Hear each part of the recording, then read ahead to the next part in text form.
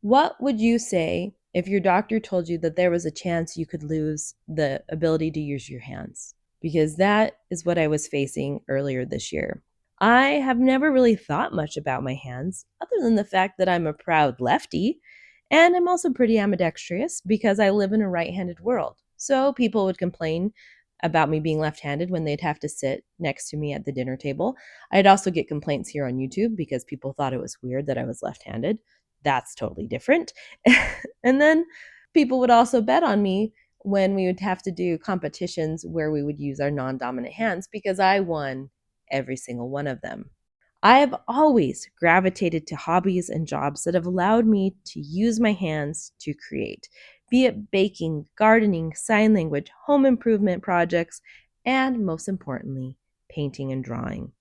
I have always expressed myself through my hands, even my feelings towards other people. When I was feeling overwhelmed, stressed, anxious, frustrated, mad, all of those feelings, a lot of the times I found it too difficult to verbally express myself. And so instead, I would write down my feelings on a note and give it to that person. And then we would have a discussion.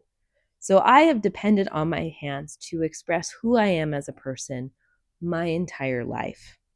So imagine my concern when my hands stopped working correctly earlier this year. They would take hours to warm up each morning, and they still wouldn't open and close correctly. And on the really bad days, it was too painful to even hold a paintbrush, let alone paint with my hands.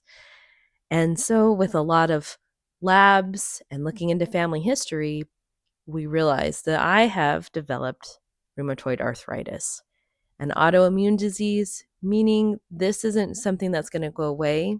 This is something that I'm going to have to deal with for the rest of my life. Thankfully, we caught it earlier than most, and my doctor, who is also a painter, is optimistic that we can prevent further damage to my joints and keep mobility in my hands. I'm starting to feel better, but I still have some bad days. I'm utilizing my ambidextrous nature more to help relieve the amount of work my left hand has to do, and I'm figuring out what things trigger flare ups.